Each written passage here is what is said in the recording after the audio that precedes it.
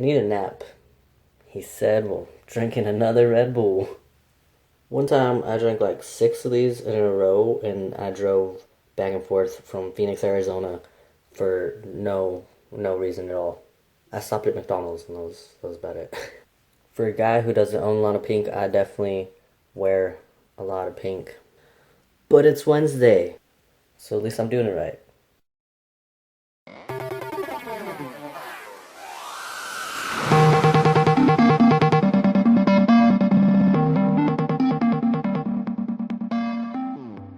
Today I thought I'd do the gender tag. I'll put the questions below. First question is, how do you self-identify your gender and what does that definition mean to you? I identify as male, means I'm a dude.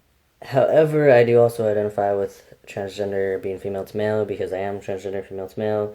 So that means I was born a certain way, but I don't adhere to the norm that you would think that is. So did that make sense? Basically, I'm saying I'm just male, but I do identify with transgender. It made sense in my head, if that counts. What pronouns honor you?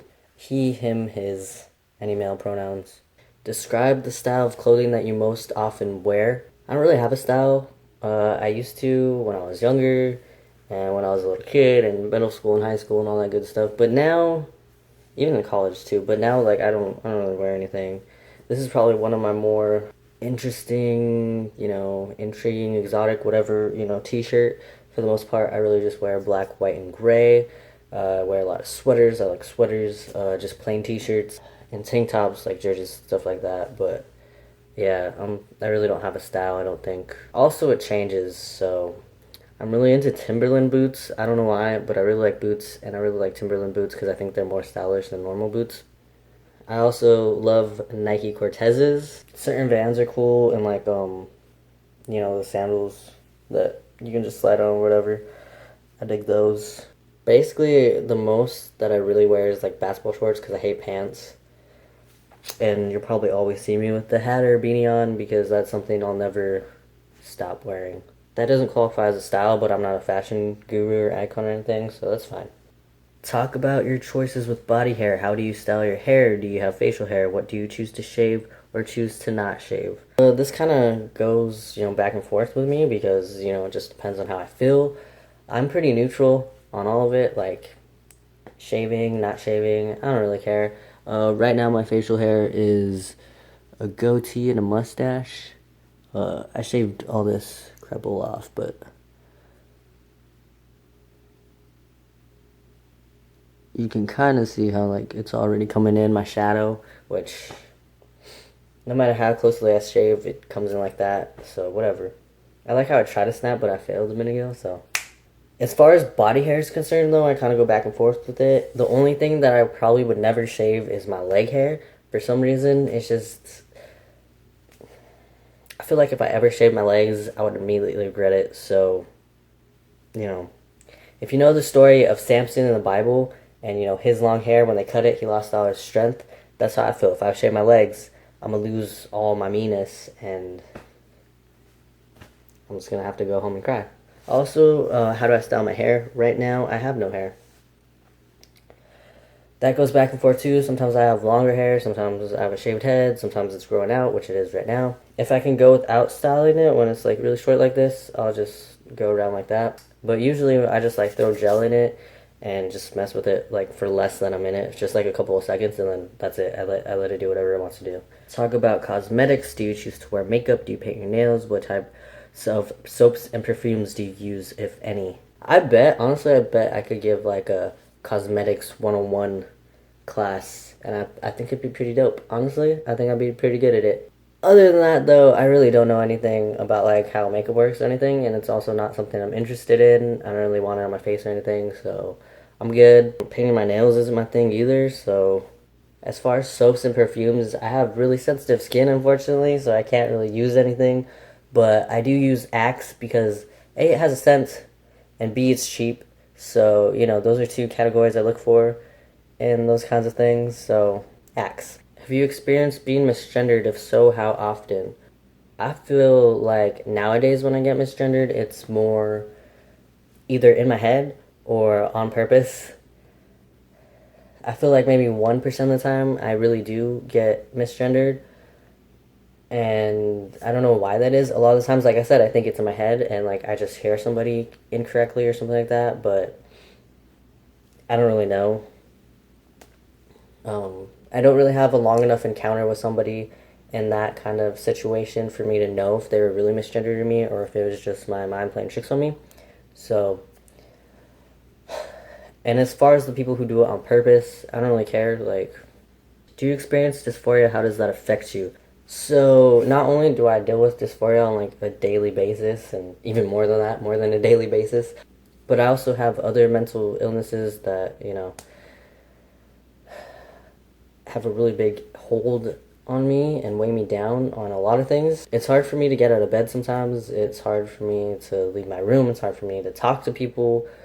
Um, it's hard for me to just function, and sometimes I can't function at all. Sometimes I'll be sitting next to somebody, I'll be wanting to talk to them, but I physically can't talk to them because I'm just like shut down. So it really sucks because there are times where I literally cannot function, and I kind of feel bad for like the people around me because they don't really know what's going on.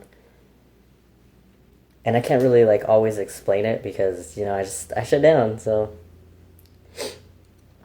sometimes even there's people who will like ask me questions like pertaining to like my transition, being trans, and all that stuff, and sometimes it can be somebody that I really don't know. Sometimes it's a stranger. Sometimes it's somebody that I know pretty deeply and personally who's known me for a long time. Maybe they haven't, but it doesn't matter. Who the person is.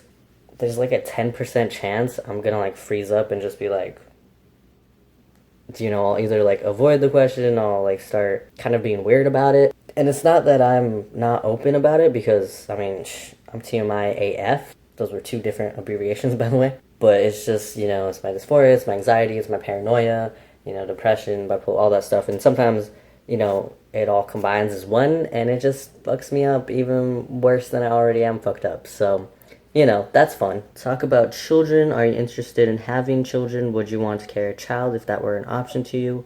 Do you want to be the primary caretaker for any children you may have? I really love children. I used to work with children. One relationship I was in, the girl I was with had a kid, and I was in his life for a really long time,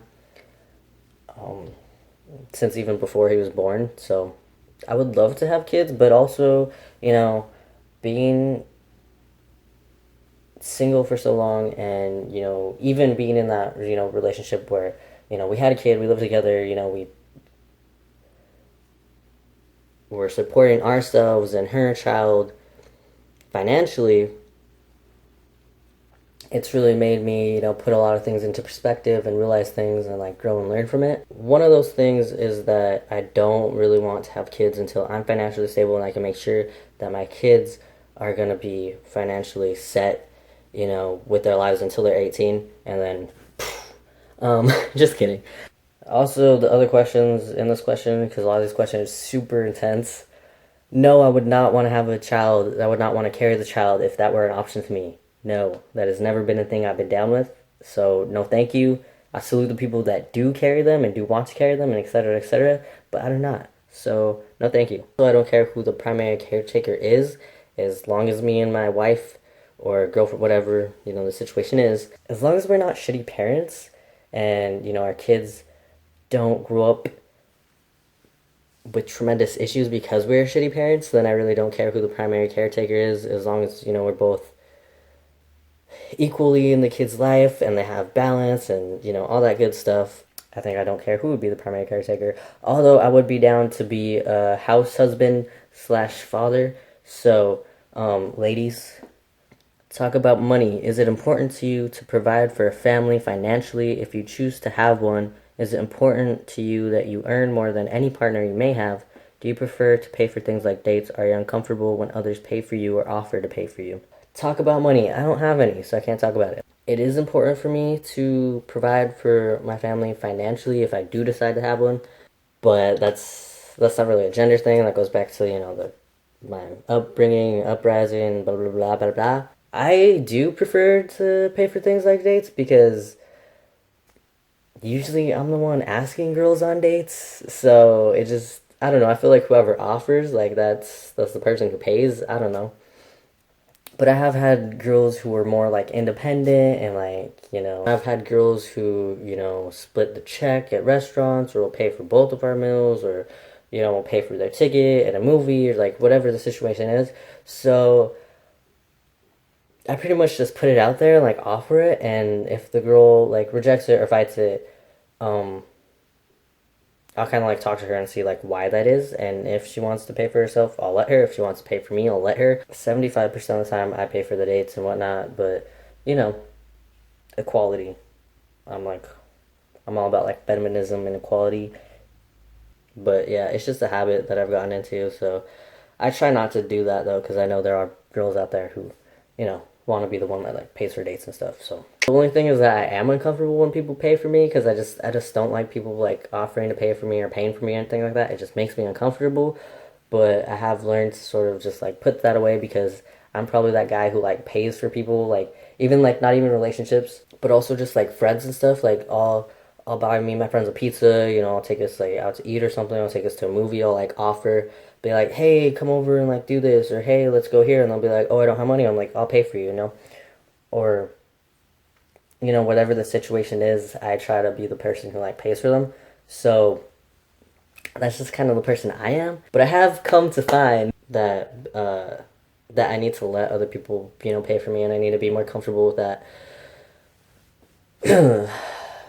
So it's hard for me because I have more of that, like, I don't know if it's like independent type, spirit, whatever. Like, it's just compassion. I don't even know what I would describe it as, but I'm just that person who wants to pay for people and take care of them. And, like, I want to take care of somebody.